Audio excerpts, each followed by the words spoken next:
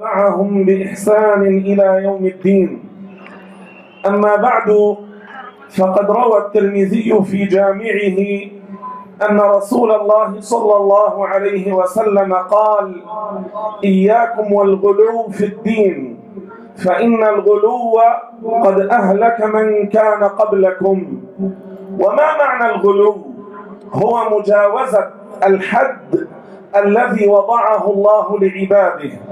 أيها الأحبة، نحن نحب الرسول ونتوسل به ونتبرك به، لكن لا نعبده ولا نصفه بصفات الله.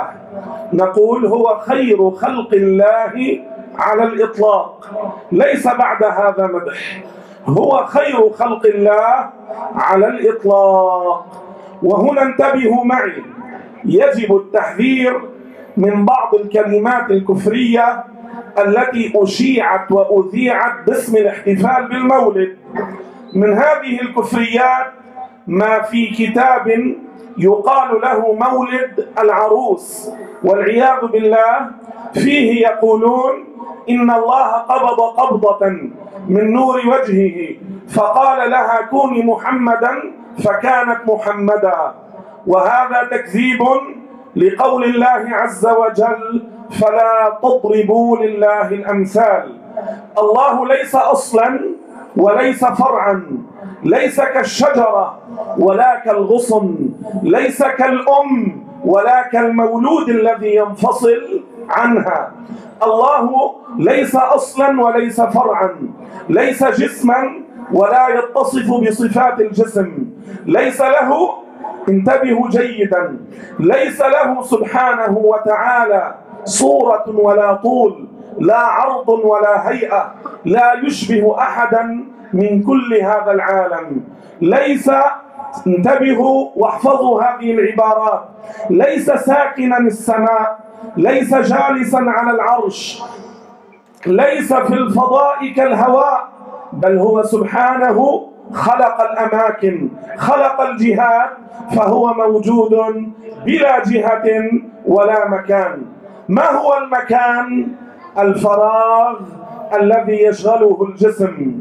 الله ليس جسما فلا يملأ فراغا فلا مكان له. هذه عقيدة أهل الحق، هذه عقيدة أهل السنة. وانتبهوا، مما يكذب على المولد أيضا ما قاله بعض الخطباء على المنابر، وهذا معارض للدين.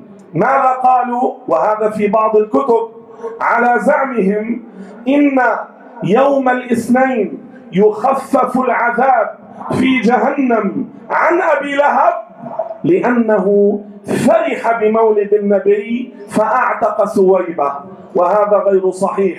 اسمعوا وانتبهوا، أبو لهب لم يفرح بمولد النبي، فرح أنه ولد لأخيه مولود ذكر. لما نزل الوحي على الرسول ماذا فعل أبو لهب؟ صدق الرسول أم كذبه؟ كذبه. أيده أم حاربه؟ بل أراد قتله، تآمر على قتله. انتبهوا، فجهنم لا تخفف عن أبي لهب ولا عن أي كافر، لأن الله قال في القرآن: ولا يخفف عنهم من عذابها. نحن مع النص القرآني القطعي، نحن مع الإجماع نعم نمدح الرسول بما فيه، لكن لا نقول الرسول يعلم كل ما يعلمه الله، لا نقول الرسول على كل شيء قدير، لا نقول الله هو الرسول والرسول هو الله، لا نقول وصل الرسول في المعراج إلى مكان ثم دخل جبريل خلف الستارة فرأى الله بهيئة محمد ثم قال لمحمد أنت الله وأنت محمد. هذا من أبشع الكفر.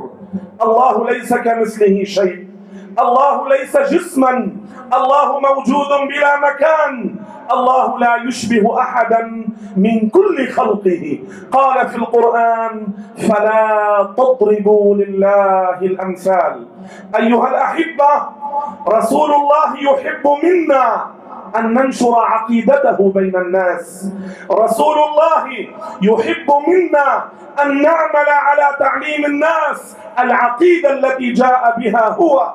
أليس هو قال كان الله ولم يكن شيء غيره؟ كان الله وحده في الأزل، لم تكن السماء ولا الأرض ولا العرش ولا الفرش ولا الخلاء ولا الملاء، لم تكن الروح، لم تكن الملائكة، لم يكن الجن، في الأزل لم يكن إلا الله. هذا العالم كله حادث، مخلوق له بداية، الله خالقه والخالق لا يشبه المخلوق. قال عليه السلام لا فكرة في الرب. أعيد هذا الحديث، قال رسول الله صلى الله عليه وسلم لا فكرة في الرب، لا فكرة في الرب، لا فكرة في الرب. إذن الله لا يتصور في العقول، الله تعالى لا تدركه الأوهام، ليس ضوءا، ليس غيما، ليس ماء، ليس روحا، ليس نارا، ليس هواء. هو الذي قال قل الله خالق كل شيء، والخالق لا يشبه المخلوق، الخالق لا يشبه المخلوق. قال أبو حنيفة رضي الله عنه أنى يشبه الخالق مخلوقه.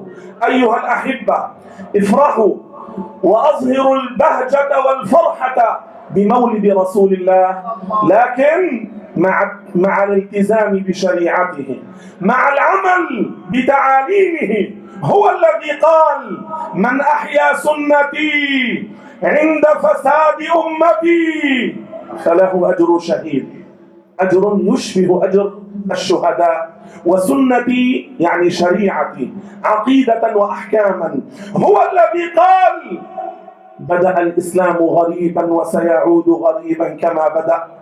وشيخ الغرباء في هذا العصر هو مولانا الهرري، شيخ الغرباء في هذا الزمان هو مولانا القطب الحبشي، هو مولانا المجتهد المجدد الشيخ عبد الله الهرري الذي حفظ الله به الدين في هذا العصر. حصن أهل الحق المتقدم هو هذا الرجل المبارك خلف هذا الجدار رضي الله عنه وأرضاه. به أحيا الله الدين وبه حفظ الله العقيدة. هذا شيخ التوحيد، هذا معلم التوحيد، هذا إمام المسلمين في هذا العصر، هذا قطب الزمان، هذا رفاعي الأوان، هذا خليفة الجيلاني، هذا حبيب المكاشفي، هذا ولي الله الذي نشر العقيدة، نشر التوحيد، الذي علمنا أن نحب الأولياء من غير أن نراهم. هو علقنا بمحبة المكاشف والشيخ محمد الشايقي وغيرهما من أولياء الله، لأنه كان من الصادقين، كان من الصادقين، لا يغار من الصالحين، بل يحبهم ويعلمنا أن نكون من أحبابهم. هو علمنا أن نحب الأولياء. الآن أريد منكم أن تنشروا بين الكبير والصغير ما قلناه في العقيدة، وأن تعلموا الناس أن من وقع في الكفر مازحا أو غاضبا استخف بالله، بالإسلام، بالقرآن، بالملائكة، بالصيام، بالصلاة، كذب الإسلام، عظم الكفر، امتدح الكفر، قدس الكفر، ساوى بين الإسلام والكفر، هذا لا يكون من المسلمين. كيف يرجع للإسلام؟ وليس بقول أستغفر الله. بعد الشهادة إن قال أستغفر الله ينفعه.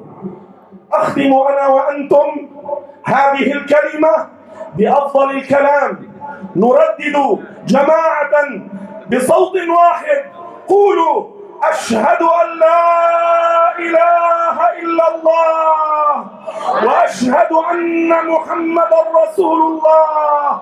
أعيدوها وبأعلى أصواتكم قولوها.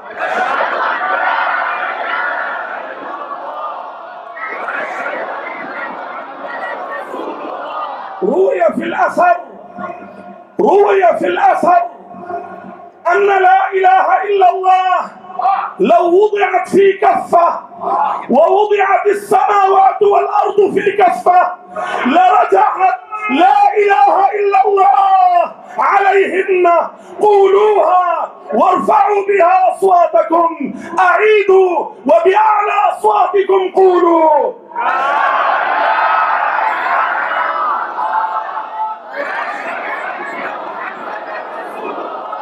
استغيثوا برسول الله، توسلوا برسول الله، ازدادوا حبا وتمسكا برسول الله.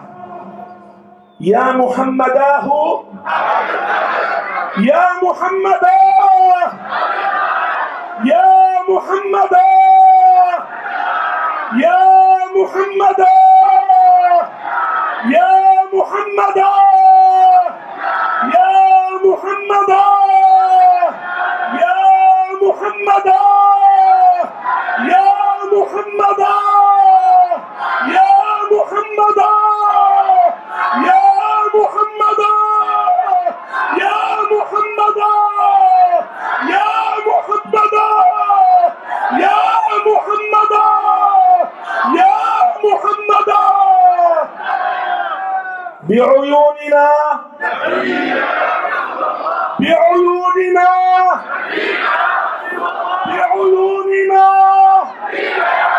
بعيوننا بعيوننا بأرواحنا بقلوبنا بصدورنا برقابنا بأعناقنا بأمهاتنا بآبائنا بأبنائنا بأرواحنا.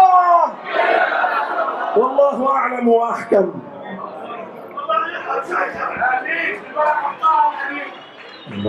يا ولي الله مولانا حبك يرفعنا في يوم المحشر يرفعنا. مولانا حبك يرفعنا في يوم المحشر يرفعنا. وفؤاد محبك قد نادى محمد حبك يجمعنا. مولانا حبك يرفعنا في يوم المحشر يرفعنا. وفؤاد محبك قد نادى محمد حبك يجمعنا.